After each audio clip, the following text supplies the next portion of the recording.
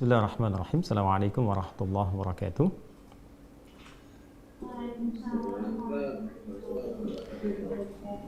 Alhamdulillah, wassalatu wassalamu ala rasulillah wa ala alihi wa sahbihi wa man walah wa ba'd.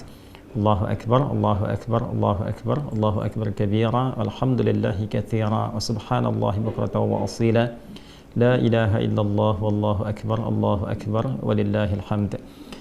Jamaah sekalian, keluargaku yang seluruhnya tanpa kecuali dari manapun yang terhubung lewat Zoom ini, semoga Allah Subhanahu wa taala memberkahi kita, memuliakan kita dan menerima seluruh amal ibadah yang telah kita tunaikan sampai dengan detik ini. Baiklah, kita akan coba urutkan supaya lebih tertib, lebih terukur dan lebih sistematis pembahasan kita. Saya akan bagi kepada 3 bagian yang penting. Saya harapkan Bapak Ibu, keluarga sekalian bisa menyimak dengan fokus karena waktu kita akan sangat terbatas sekali dan ini akan menentukan bukan sekedar benarnya cara kita untuk berkorban di tahun ini, tapi juga yang paling penting adalah keberhasilan. Nah, ini, jadi ada benar, ada keberhasilan. Itu 2 hal yang berbeda dalam penunaian ibadah. Ada orang yang benar salatnya secara rukun, ya rukunnya benar, terpenuhi syaratnya, kan? Dan terangkat kewajibannya, mendapatkan pahala insya Allah dengan kadar keikhlasannya, tapi belum tentu ia paham yang dibaca, belum tentu ia mengerti apa yang dilakukan, sehingga setiap hikmah dari bacaan dan gerakan itu karena tidak dipahami, tidak bisa diimplementasikan dalam kehidupan. Nah itu artinya benar sholatnya tapi tidak berhasil mendapatkan hikmah, sehingga hal-hal yang bisa diraih saat di dunia ini sebagai dampak dari ibadah sholat itu tidak optimal. Demikian pada ibadah korban juga. Ya, ada proses yang dilakukan secara benar, baik rukunnya, kemudian hal-hal terkait yang mengikuti syarat-syarat hewannya, ya. Namun ada hikmah yang besar yang penting kita ketahui, yang juga menentukan sebatas apa yang bisa kita dapatkan dari keberhasilan ibadah dimaksud. Baik, teman-teman sekalian, Bapak dan Ibu, saya ingin runtutkan dulu pada puncak nanti apa yang disebut dengan korban. Jadi ibadah ini, kalau kita perhatikan di kitab-kitab fikih, ya, termasuk juga dalam kitab-kitab hadis, proses penyembelihannya itu tidak disebut dengan korban, tapi proses penyembelihannya itu disebut dengan udhiyah atau dzabah. Ya, jika disebut dengan udhiyah itu seakar nanti dengan kata duha, artinya proses penyembelihan yang dilangsungkan di waktu duha. Karena itu idnya disebut dengan Idul Adha, ya. Nah, duha itu kurang lebih lah batas 2 tombak kalau matahari melewati batas terbitnya. Jadi kalau terbitnya disebut dengan masyriq, tempat terbitnya. Ketika melewati tempat terbit itu, saat masuk tempat terbit kan haram hukumnya salat, ya. Nah, sama dengan tempat terbenamnya. Jadi ketika lewat tempat terbit itu ukuran bayangan itu 1 tombak, ya kalau dikonversi kurang lebih 1 jam lah dari tempat terbit itu. Nah itu kita akan dapati di situ waktu syuruk, ya. Jadi kalau dari fajar ke 1 tombak itu satu jam kurang lebih. Jadi kalau subuh misalnya sekarang di Indonesia bagian barat 4.37 misal saja, kan? Nah, maka kalau diambil 1 jam dari situ, ya 5.37 itu sudah masuk waktu syuruk. Nah itu lewat 1 tombak dari waktu terbit. Jadi kalau misalnya diambil 1 tombak lagi, taruhlah diambil kemudian 15 menit atau 30 menit dari situ. Jadi kalau setengah 6 tambah 30 menit sekitar jam 6, ya. Nah itu sudah masuk waktu duha. Jadi kalau tadi itu awal duha, kalau sekarang masuk ke awal ke pertengahan duha, sekitaran jam 6 sampai ke setengah 7. Ya, jam 6 sampai ke setengah 7. Jadi kalau kita ambil misalnya waktu salatnya berdasarkan mengacu kepada hadis Idul Adha itu ya 1 tombak, maka ditunaikannya kurang lebih bisa sudah mulai jam 6 kurang seperempat atau jam 6. Supaya apa? Supaya jam setengah 7 ke jam 7 itu sudah bisa menyembelih. Itulah sebabnya kenapa disebut udhiyah, disembelihnya itu di waktu awal duha, sehingga sholatnya disegerakan. Ya, itu bedanya dengan Idul Fitri. Kalau Idul Fitri kita makan dulu. Jadi idnya dirayakan fitrah dengan makan terlebih dahulu untuk menunjukkan bahwa puasa sudah selesai. Sekarang sudah tidak puasa lagi, maka kemudian membatalkan terlebih dahulu, makan terlebih dahulu, baru kemudian setelah itu agak senggang berangkatlah ke tempat sholat untuk menunaikan sholat id, sehingga idnya disebut Idul Fitr. Tapi Idul Adha berbeda. Idul Adha itu awalnya ini konsep awal, ya. Konsep awalnya itu makannya setelah mendapatkan yang disembelihan. Jadi kenapa sholatnya dipercepat, disembelih kemudian di waktu duha, lalu setelah itu supaya cepat disembelih itu dimasak, bisa dikonsumsi. Jadi yang pertama dimakan itu adalah yang dari hasil sembelihan. Ya, tapi berjalannya waktu memberikan kesan bahwa ini dulu bila itu mudah untuk dilakukan. Bila kemudian tidak mudah untuk dilakukan dan berbeda situasinya, maka tetap menjadi amalan sunnah, tetapi barangkali yang dikonsumsinya berbeda. Yang penting ada sesuatu yang dimakan.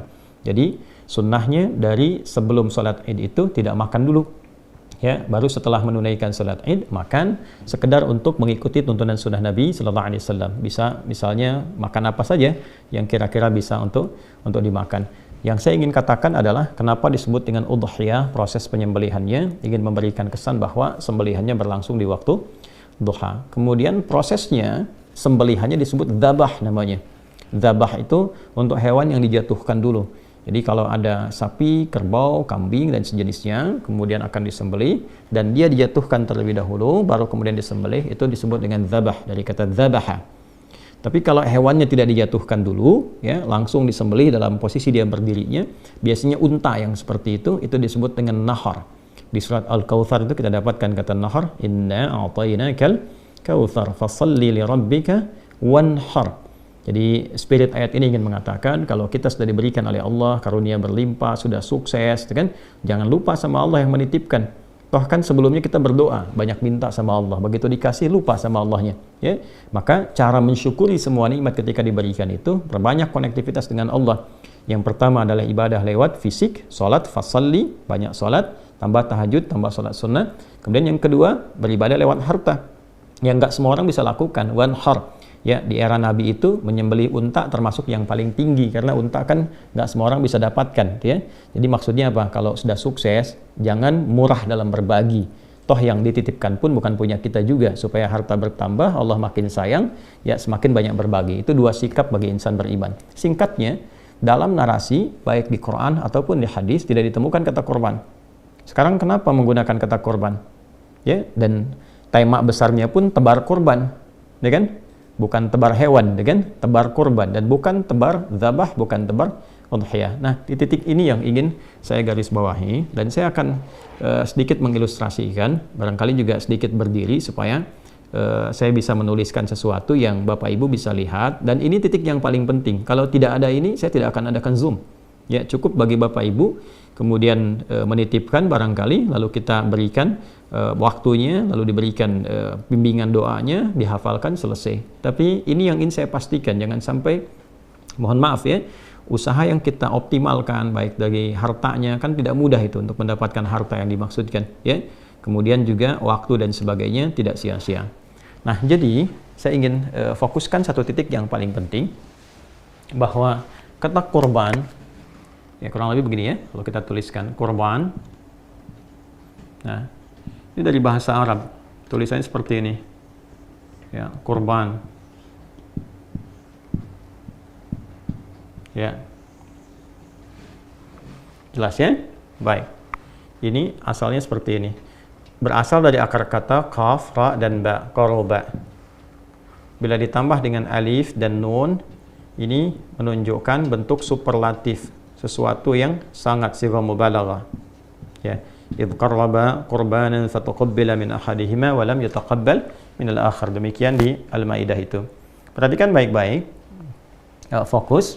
Jadi korban itu asalnya bukan menyembelih, ya. Pada dasarnya dikata korba yang berarti dekat, ya.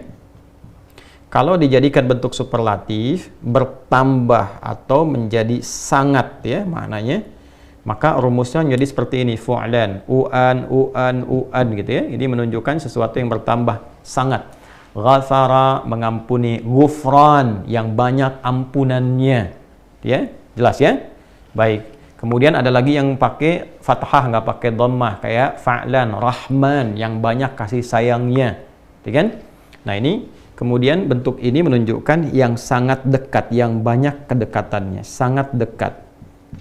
Nah, jadi ibadah kurban ini bila dikerjakan dengan benar, goalnya itu adalah membangun kedekatan yang lebih dengan Allah Subhanahu wa taala. Jadi orang yang mampu melakukan ibadah yang dimaksudkan, Maka ciri kesuksesan utamanya itu bukan berapa banyak, berapa besar, ya, berapa berat hewan yang kemudian disembelih, tapi bagaimana ia bisa mengambil hikmah dari proses itu sehingga bisa membangun kedekatan lebih antara dirinya dengan Allah Subhanahu wa taala. Bahasa paling simpelnya adalah pasca ibadah ini dirinya menjadi semakin dekat dengan Allah. Nah, ukuran kedekatan itu kan nanti ada dua. Ya, yang pertama bertambah ibadah ritualnya sebagai bentuk ketawakalannya kepada Allah, konektivitasnya kepada Allah. Salatnya semakin bertambah, gitu kan? Bacaan Qur'annya semakin rajin, ya. Kemudian turunan-turunan yang kira-kira menghubungkan kita dengan Allah Subhanahu wa taala. Dan yang kedua adalah hablu minan nas. Jadi hablu minallah tadi yang pertama.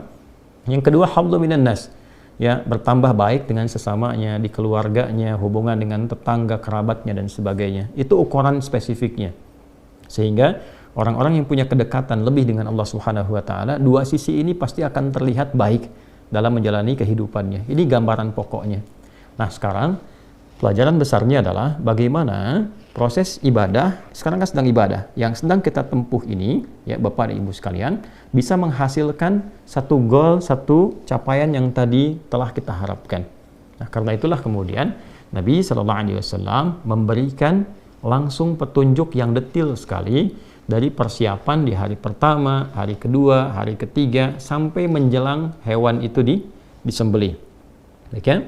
Baik, sekarang kita akan ambil kepada aspek pokok langsungnya dulu ya. Dari sejak Bapak Ibu melakukan akad nih, ya, akad untuk menyembelih atau ikut dalam proses ibadah kurban ini. Jadi akad itu dilangsungkan dengan menyampaikan uangnya, terus terjadi kemudian hewannya diikat untuk disembelih. Diikat itu maksudnya lewat akad. Ini hewan terikat akan disembelih atas nama Bapak Ibu sekalian.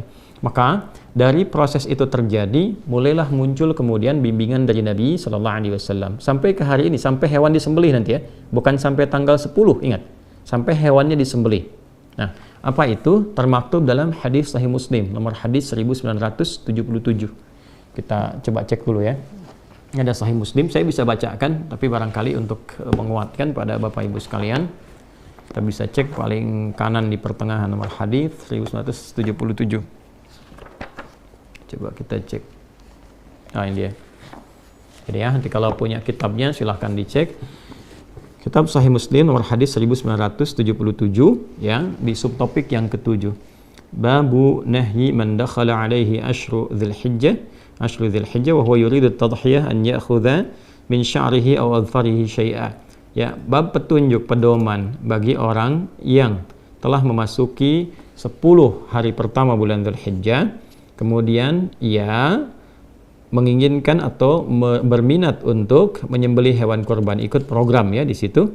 Ya, maka sepanjang ia sudah berakad itu, sudah siap itu, ya dia dianjurkan untuk tidak memotong atau mencukur baik semua rambut yang melekat pada tubuhnya ataupun kuku yang melekat pada tubuhnya. Saya sampaikan hadisnya. Saya langsung cepat saja kepada rawi yang terakhir, yaitu keluarga terdekat Nabi sallallahu alaihi wasallam. Ini A1, ya an Ummi Salamah radhiyallahu taala anha, dari Ummi Salamah radhiyallahu taala anha, anna Nabiy sallallahu alaihi wasallam qala, beliau menyampaikan Nabi sallallahu alaihi wasallam bersabda, "Idza dakhalatil 'ashru wa arada ahadukum an yudhhiya fala yamassa min sya'rihi wa basharihi syai'a." Qila li Sufyan, fa inna ba'dahum la yarfa'uhu, qala lakinni arfa'uhu. Ya, secara singkat, jika telah masuk 10 hari pertama bulan Dzulhijjah, ya di tanggal 1 sampai dengan tanggal 10 nanti, wa arada ahadukum an yudhhiya, dan ada di antara kita yang sudah berniat, berencana gitu kan untuk mengikuti proses penyembelihan dalam arti ikut ibadah kurban seperti yang kita istilahkan, fala yamassa min sya'rihi wa basharihi syai'a, maka Nabi menganjurkan, ini sunnah ya, hukumnya sunnah yang sangat ditekankan, sunnah muakkadah, untuk tidak menyentuh, maksudnya tidak mensyukur kan seluruh rambut yang melekat pada tubuhnya, kemudian juga dan tidak memotong kukunya ya. Ini gambaran yang pertama. Nah, saya ingin sampaikan begini, jadi ada sunnah yang pertama dianjurkan sampai hewan kurbannya disembelih. Nah, hewan kurban disembelih sekali lagi untuk semua program yang melekat bagi kita semua, insya Allah hewan kurbannya ya, disembelihnya di hari Kamis ya, sesuai dengan jadwal. Bila ada perubahan sesuai dengan daerahnya, itu akan diinfokan segera. Tapi insya Allah tidak ada yang disembelih besok. Ya, sekalipun menunaikan sholatnya misalnya ada yang besok tapi disembelihnya pada hari keesokan harinya untuk menyiapkan lebih mudah lagi gitu ya, supaya juga diinfokannya bisa serentakkan kurban itu luas, bisa hari ke-10, 11, 12, 13. Jadi kalau ada kesibukan di hari saat menunaikan sholat, maka keesokan harinya itu bisa lebih lapang. Nah kemudian, jadi sampai hari disembelih itu, begitu diinfokan hewan bapak ibu disembelih, sampai ke titik itu jangan dulu potong kuku ya, termasuk rambut yang melekat di tubuh. Ya, bukan bulu. Kalau bulu itu ayam, unggas, ya, sapi, ya, itu bulu. Kalau di manusia itu rambut, ya. Jadi tidak dipotong dulu. Kuku juga jangan dulu dipotong dulu, ya. Ini jangan dulu dipotong. Kemudian yang melekat di tubuh jangan dipotong dulu sampai nanti hewan korbannya itu disembelih. Nah, pertanyaannya kenapa? Ini poinnya. Kenapa? Karena nanti ada juga penafsiran lain yang dimaksudkan hewannya. Tapi kalau saya lebih cenderung kepada orangnya, bukan hewan. Saya ulang ya. Ada yang menafsirkan juga hewannya. Saya sangat menghormati untuk penafsiran itu. Tentu juga ada pertimbangan dan alasan. Tapi saya lebih condong kepada orangnya, bukan hewannya. Karena kalau kita teruskan bacaan hadisnya sampai dengan ke bawah, itu akan ditemukan kisah. Ya, ini ada kisahnya di bintang 3 di bawah nih ya. Kalau kita bacakan di sini kita akan dapati keterangan qala kunna, dikata Hasan al-Laythi, kunna fil hammam qabila al-adha fattala fihi nasun faqala ba'du ahli al-hammam inna Sa'id bin al-Musayyab yaqra hadha aw yanha anhu falaqitu Sa'id bin al-Musayyab fadhakartu dhalika lahu faqala ya ibn akhi hadha hadithan qad nusiya wa turika. Ya kan? Nah, ini ada kisah dari Hasan al-Laythi bahwa di era beliau itu menjelang Idul Adha, menjelang disembelih itu, teman-temannya sudah pada pergi ya, ke kamar mandi umum, kemudian ada yang sudah bersih-bersih, ya, ada yang mengecat rambut, ada yang cukur-cukur dan sebagainya, padahal hewannya belum disembelih. Maka diadukanlah kepada sahabat Sa'id bin al-Musayyab peristiwa itu, yang mengetahui betul tentang hadis Nabi dimaksud, dikonsultasikan, ini benar enggak gitu, yang dimaksudkan apakah orangnya atau hewannya atau bagaimana. Maka komen beliau menyampaikan bahwa hadza haditsun qad nusiya, atau riwayatnya qad turika. Oh, ini tidak tepat ya, ada hadis yang banyak dilupakan. Artinya apa? Yang dimaksud jangan dipotong dulu ya. Jadi ini asbabul wurud yang terkait juga dengan hadis dimaksud. Pertanyaannya kenapa? Ya, saya ulangi pertanyaannya kenapa? Disunnahkan ya, bukan hukumnya haram. Jadi kalau memang ada kondisi-kondisi yang memang harus dicukur misalnya, tidak ideal dengan penampilan tertentu, atau ada keperluan yang sifatnya lebih penting misalnya untuk dilakukan, tapi penampilan tidak sesuai, ya boleh-boleh saja, tidak ada masalah. Tapi yang dimaksud adalah, ya ini yang ingin saya tekankan.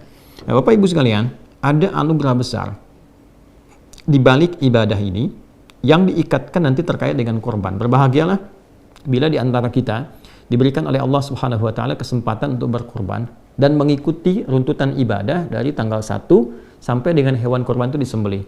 Karena itu esensinya, itu menghadirkan nilai yang sama seperti orang yang haji. Walau dia tidak berhaji, ingat.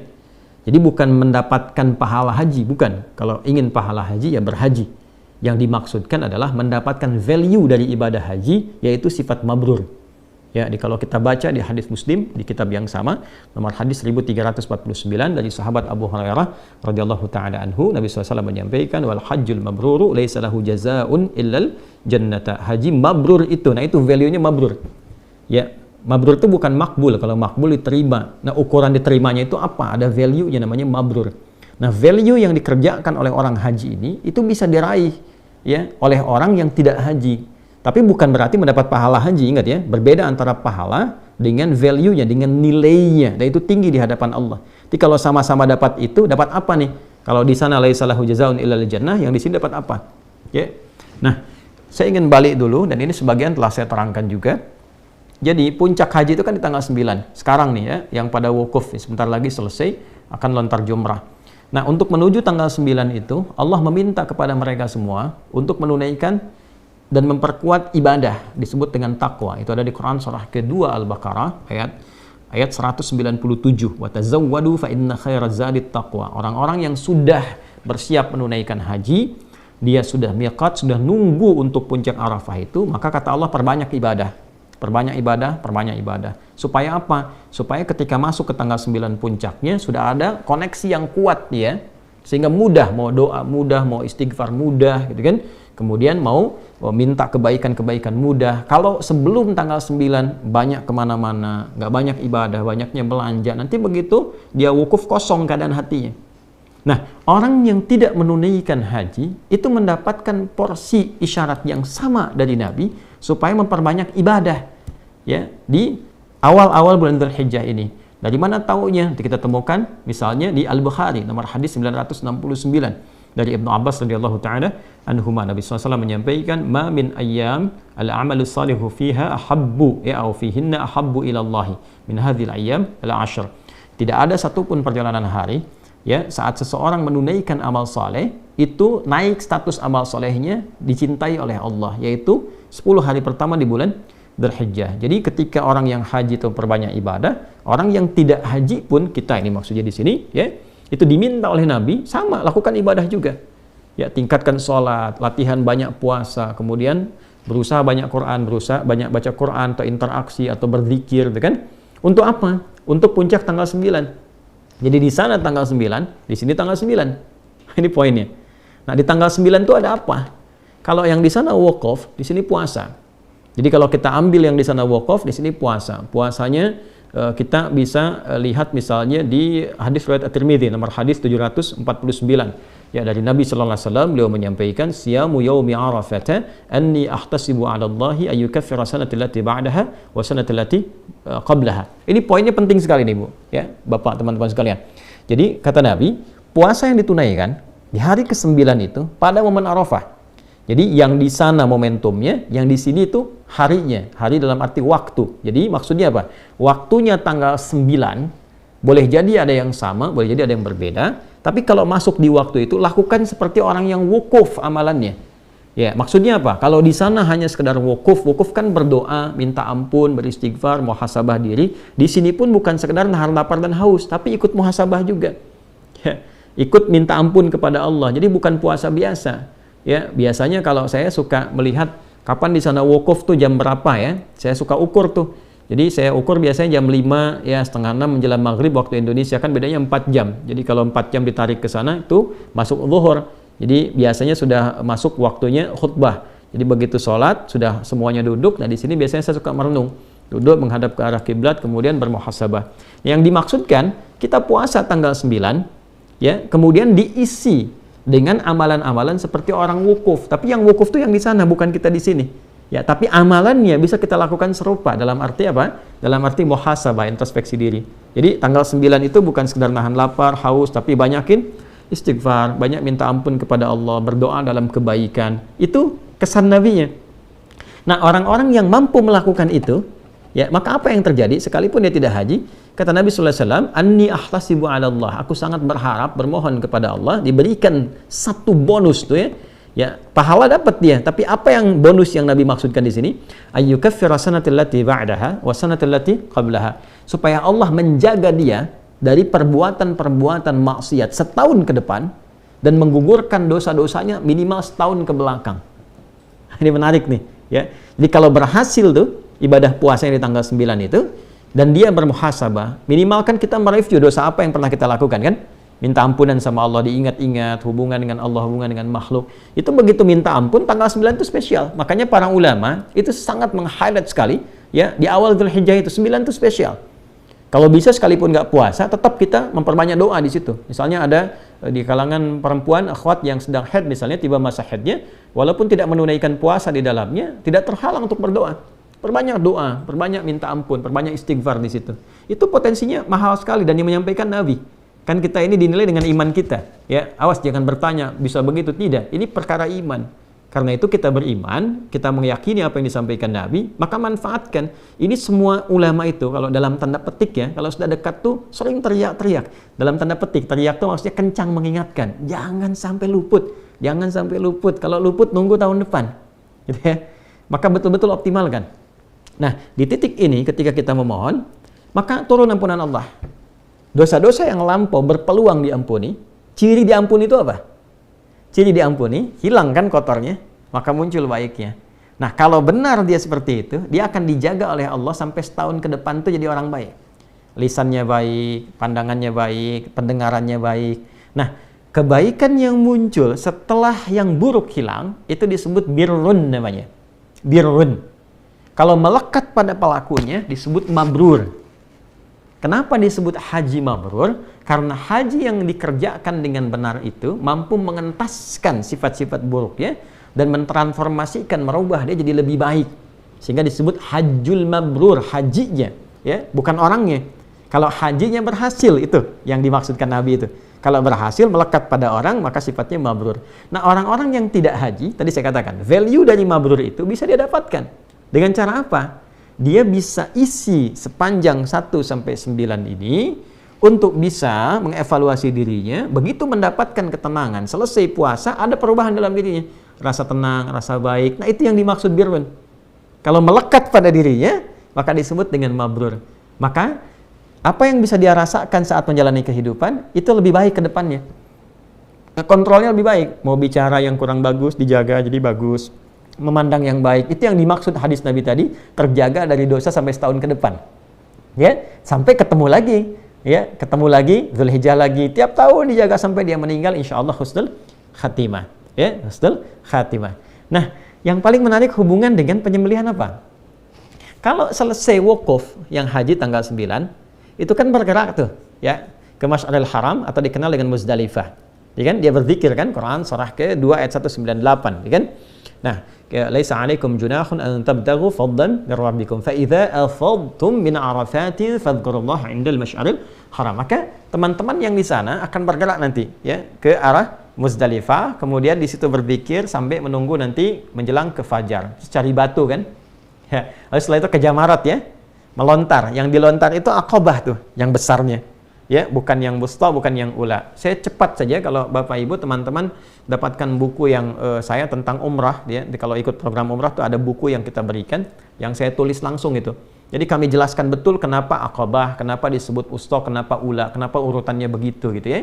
Secara singkatnya begini, kalau Aqabah itu gambaran diri kita, wusta itu lingkaran dekat, ula itu faktor terjauh, lingkaran luar. Ya, yang terjauhnya. Jadi kadang-kadang yang membuat diri kita itu kurang baik, kurang dekat dengan Allah, yang pertama adalah ketidakmampuan mengontrol diri sendiri. Nafsu, Aqabah itu gambaran dari nafsu. Jadi kalau marah itu bukan karena faktor luar pada umumnya, tapi lebih karena ketidakmampuan mengontrol emosi di dalam.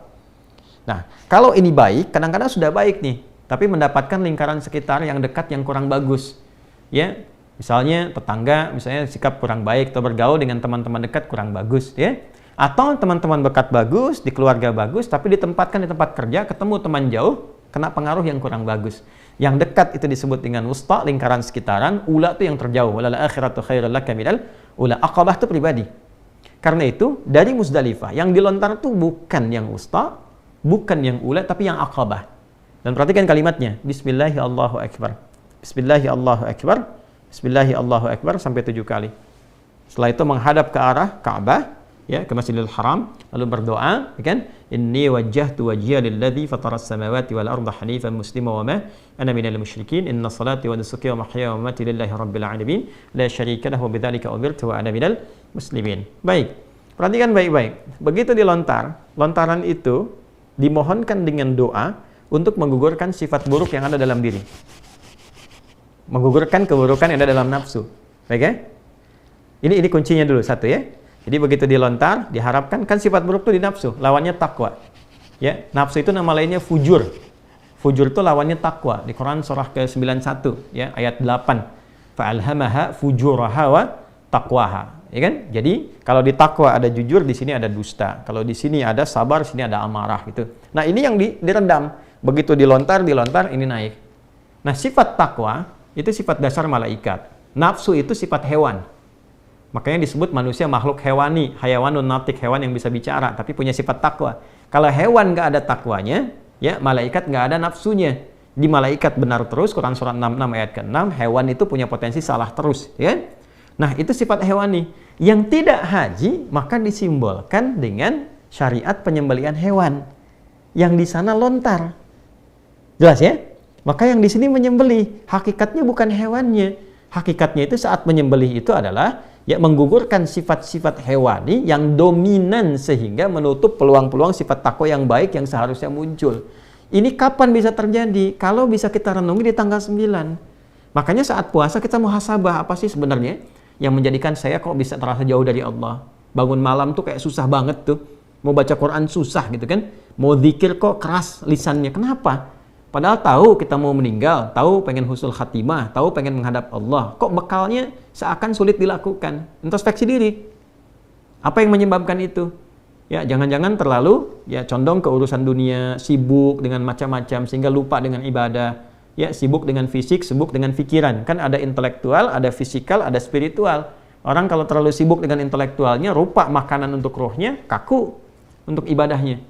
Ya, pun demikian, kenapa dengan orang-orang sekitaran misalnya kurang baik, kenapa dengan keluarga tidak baik, dievaluasi sampai kita menemukan itu.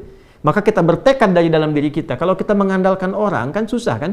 Tapi kalau kita bisa dalam diri kita benahi, maka untuk datang ke masjid, untuk ibadah, untuk sholat itu lebih mudah. Ya, untuk mengatakan sesuatu yang baik itu lebih mudah sepanjang kita lebih bisa membuka hati. Ya, kan take off itu kalau tenaganya kuat bisa terbang sendiri kan? Ya, makanya apa yang harus dilakukan? Ketika yang di sana melontar, di sini menyembelih. Dan tidak semua orang bisa memiliki ya sesuatu untuk disembelih. Jadi berbahagialah ketika kita diberikan kesempatan oleh Allah untuk bisa menyembelih dalam arti untuk menunaikan ibadah ini, itu mahal.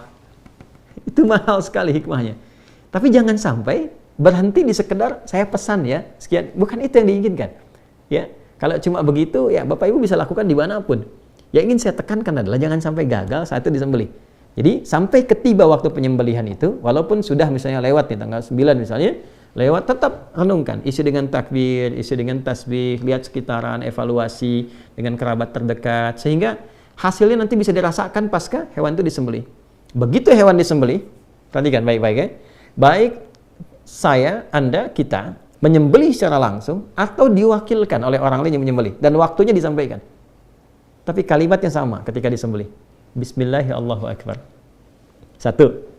Ya kan? Coba lihat yang di sana lontar Bismillahirrahmanirrahim, di sini Bismillahirrahmanirrahim dan menghadap ke kiblat. Setelah itu, ini yang sering lupa. Setelah itu selesai disembelih, segera menghadap ke kiblat, membacakan doa. Dan ini doanya sunnah. Kalau kita lacak di kitab hadis banyak doanya.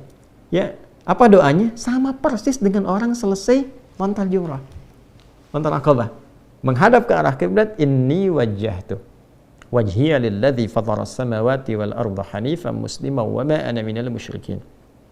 Inna salati wa nusuki wa mahyaya wa mamati lillahi rabbil alamin la syarika lahu wa bidzalika umirtu wa ana minal muslimin atau wa ana awwalul muslimin.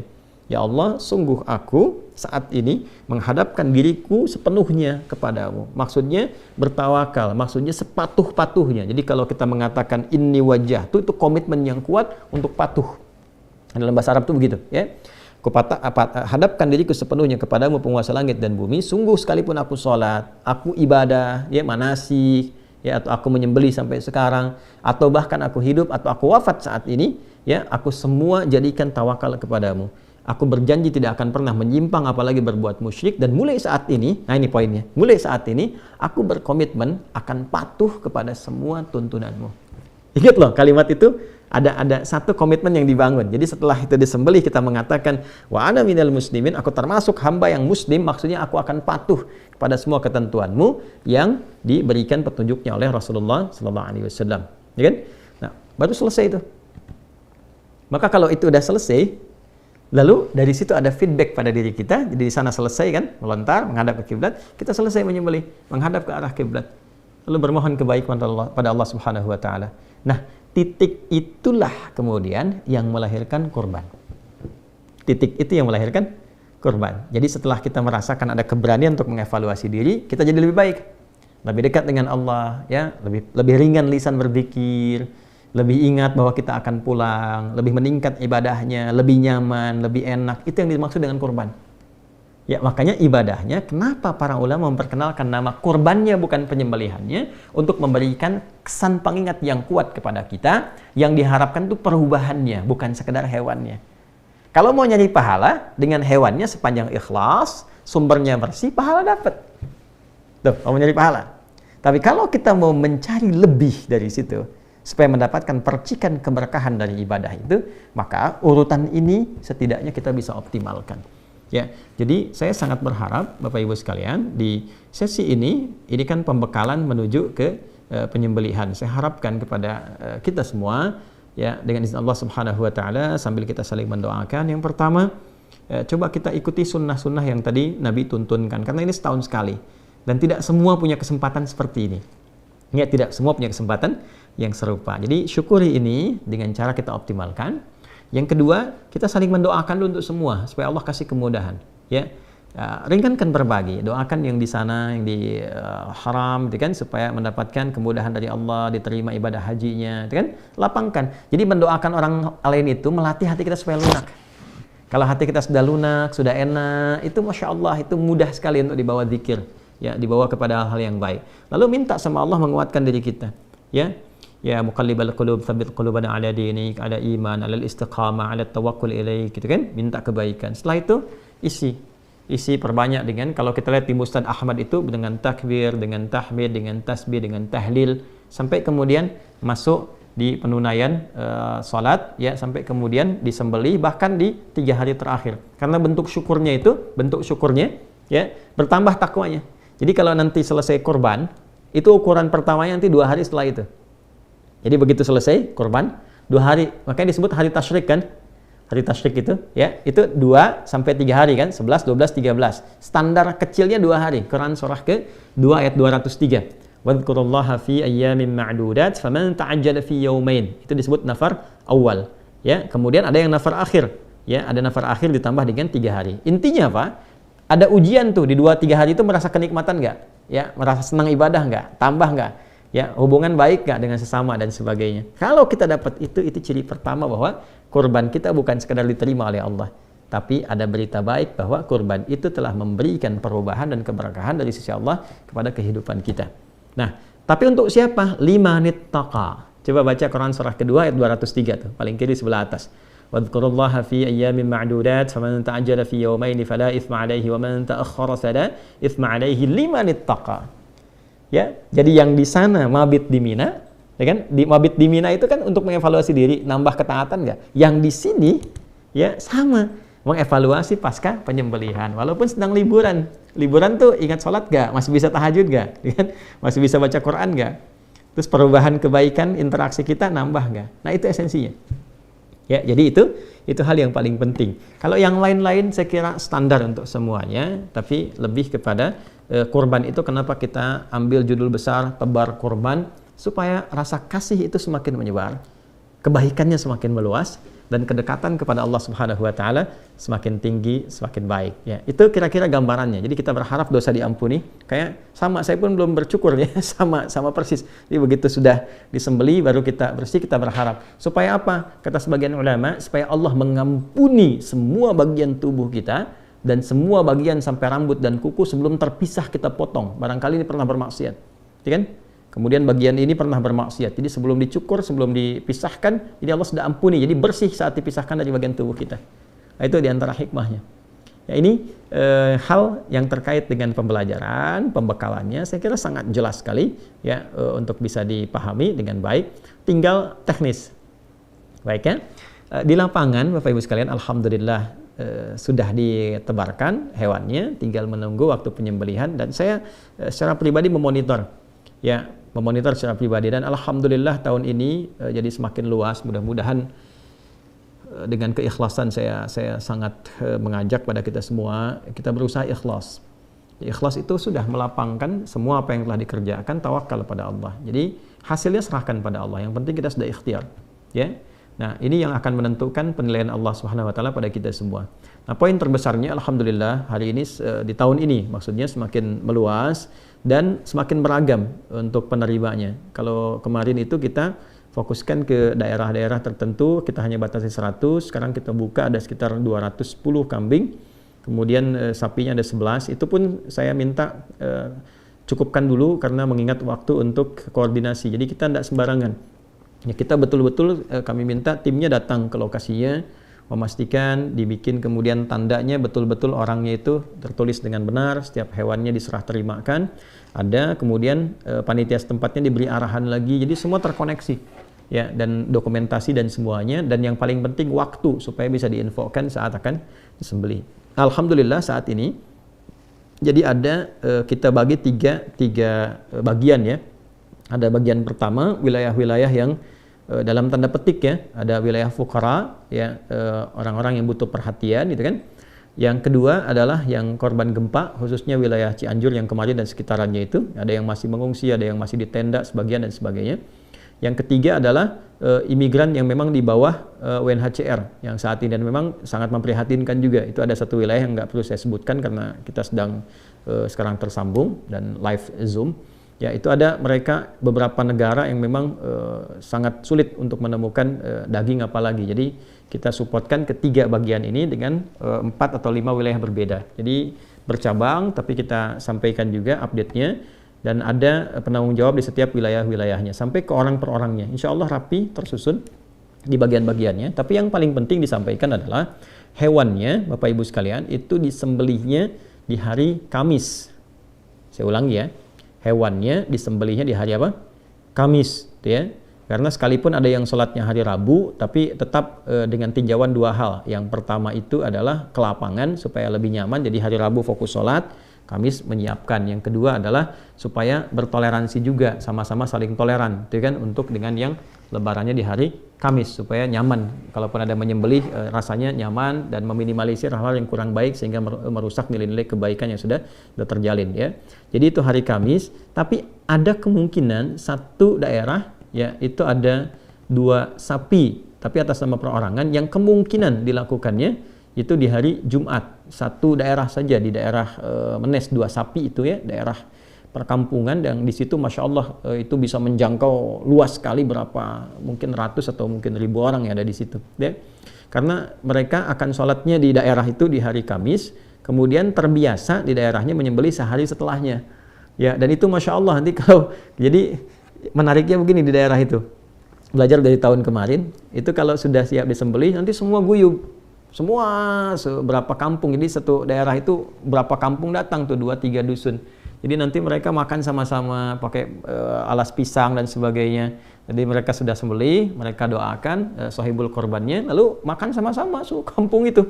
Ya, Masya Allah. Jadi ada yang dibawa pulang, ada yang makan di situ, barang-barang ke semuanya. Lalu setelah makan mereka mendoakan orang yang berkurban dan sebagainya. Itu luar biasa. Yang penting diketahui waktunya. Jadi kalau nanti sudah diketahui waktunya kapan, ya, dan diinformasikan, mungkin nanti ada yang tersambung juga. Ya, pada saat itu, nah ibu bapak langsung bisa melakukan seperti tadi yang saya sampaikan ya. Misalnya bu, korbannya ibu atau pak, korbannya bapak disembelih jam sekian ya, kan? Maka di saat yang sama, begitu disembelih saat yang sama menghadap ke arah kiblat. Saya ulang ya, menghadap ke arah kiblat, Anda mengatakan inni wajjahtu wajhiya lilladzi fataras samawati wal arda hanifan musliman wa ma ana minal musyrikin, inna salati wa nusuki wa mahyaya wa mamati lillahi rabbil alamin la syarika lahu wa bidzalika umirtu wa ana minal muslimin. Bacakan ini. Kalau biasa yang iftitahnya pakai yang wajah tu ya, ini tinggal tambahkan inni wajah tu, itu lebih mudah sampai ujungnya. Setelah itu silahkan berdoa menghadap ke arah kiblat, singkat aja berdoa ya, minta diampuni dosa, minta dilancarkan rezeki, minta oleh Allah diberikan sisa hidup yang baik, diwafatkan dalam keadaan husnul khatimah. Minta itu. Saya mohon sebesar-besarnya, minta ya, jangan dianggap ringan ya. Mohon minta. Sekali lagi, mohon minta. Itu setahun sekali tuh. Ya. Sekalipun Anda misalnya sekarang yang Zoom-nya ada yang hanya dibuka, dengar apa, tapi mohon untuk yang satu ini tolong minta ya. Jadi tanya kepada panitia di lapangan, yang saya hari apa, jam berapa. Jelas ya? Baik, setelah itu silahkan potong kuku. Ya, kalau ada yang laki-laki misalnya mau cukur kumis atau apa, dirapikan, persilahkan. Silahkan sambil potong itu juga ya, minta ampunan pada Allah Subhanahu wa taala. Misalnya Allahumma gfirli atau Rabbi gfirli ya, boleh. Kalau mau dilekatkan dengan orang tua silahkan Rabbi gfirli wali walidayya warhamhuma kama rabbayani shaghira, boleh sambil potong. Ya. Ya, saya mau ajarin sedikit ya cara potong kuku nih di sunnahnya. Jadi kalau mau potong kuku, ini sunnah ya, sekalipun tidak di hari-hari awal Idul Adha, misalnya di hari Jumat, untuk laki-laki dan perempuan. Ini mulainya tangan kanan, yang ini, yang jari telunjuk dulu. Saya ulang ya, kalau mau potong kuku dari sini, yang tangan kanan, jari telunjuk, ini sunnahnya. Sudah? Kemudian setelah itu baru diurut kelingking, yang ini, ya jari manis ya, yang lain asin ya. Yang ini kelingking, lalu jari ini apa manis namanya, kemudian ini jari tengah, lalu jempol. Saya ulang ya, telunjuk dulu yang ini, lalu kelingking ini, jari manis, jari tengah, jempol, lalu pindah ke sini, sama urutannya. Ini dulu, yang telunjuk dulu. Ya, nanti ada yang versinya jempol, kemudian baru kelingking ke sini, ada yang sama persis telunjuk, kelingking ke sini baru kemudian jempol. Intinya mulai yang kanan telunjuk dulu. Ini kayak sederhana ya. Kayak sederhana sekali. Sederhana. Ya, jangan, tapi ini nilainya mahal sekali. Yang pertama, kalau dibiasakan begini, ini ikut sunnah Nabi sallallahu alaihi wasallam, tidak ada pahalanya. Yang kedua dampaknya, tangan ini terjaga dalam kebaikan. Ya, nanti sisi lain kalau belajar tentang, kan di kita itu belajar lengkap. Ada tentang bab kepala, ada bab telinga, bab mata, bab lisan, sampai ke jari, sampai ke kelingking, sampai ke semua. Ini ada babnya sendiri. Nah, itu ada petunjuknya, baik di ayat ataupun di hadis. Ada. Ya, dan ini akan bicara di hari kiamat nanti. Kalau kita baca Yasin kan, kalau biasa baca Yasin malam Jumat, ayat Al-Kahf ya. Al-yawma nakhtimu ala afwahim fatukallimuna aydihim. Nah, aydihim itu yang mana? Yang ini. Ya, karena ini yang sering dipakai. Kalau bikin status kan pakai ini kan, bukan pakai ini. Ya kan, pakai ini kan. Nah, ini yang makanya di dunia pun fingerprint yang bicara. Ya, sidik jari yang bicara. Nah, ini nanti ada kaitan dengan itu. Jadi, gambaran kalau mau potong kuku. Jadi, silahkan begitu sudah diketahui waktunya, ya, Bapak Ibu nanti akan dihubungi panitia atau silahkan bertanya. Ya, kan karena kita ada kan call center juga, semua datanya sudah urut, ya. Sekali lagi, alhamdulillah hewan-hewan terdistribusikan hari ini, kecuali satu wilayah untuk yang imigran itu besok baru nyampe di wilayahnya. Insya Allah setelah sampai keesokan harinya, jadi semua hari Kamis semua akan disembelih, kecuali tadi yang kemungkinan ada 2 sapi atas nama siapa yang kemungkinan mungkin di hari Jumat, ya. Jadi silahkan nanti menghadap ke arah kiblat, doanya tadi sudah saya sampaikan, lalu potong kuku seperti yang saya utarakan tadi caranya. Setelah itu selesai, tinggal perbanyak takbir, ya, lalu diisi dengan tasbih, tahmid, tahlil di 2 hari pasca itu sampai mendapatkan ketenangan. Jadi bukan berapa banyaknya, tapi baca sampai hati kita tersentuh, merasakan kenikmatan lewat itu sehingga terjadi perubahan. Nah, itu yang dimaksud kurban. Ya, karena itu kami buka programnya kurban, bukan penyembelihan. Ya, kan semua mudah-mudahan berhasil. Ya, saya kira itu Bapak Ibu sekalian, semoga semua dirahmati oleh Allah Subhanahu wa taala. Semoga dilancarkan dan dimudahkan. Ya, selebihnya silahkan nanti tersambung dengan panitia teknis di lapangan yang memudahkan segala hal terkait dengan pedoman yang kita bahas bersama itu bisa lancar dan baik. Dan terakhir sebelum saya tutup, bagi yang hewan kurbannya ditujukan dalam niatnya untuk orang lain, ya, baik itu misalnya orang yang telah meninggal atau kerabat, ya, atau juga kemudian misalnya untuk keluarga, maka tidak ada bedanya. Jadi setelah kemudian diinfokan menghadap ke arah kiblat, inni wajjahtu sampai dengan wa ana minal muslimin atau wa ana awwalul muslimin. Setelah itu berdoalah untuk orang yang diniatkan sesuai dengan hewannya itu. Kalau ayahnya telah meninggal, ya Allah ampuni ayahku, berikan cahaya di dalam kuburnya, berikan tambahan rahmat, ya, atau untuk ibu atau untuk keluarga besar, berdoa untuk keluarga keseluruhannya, ya.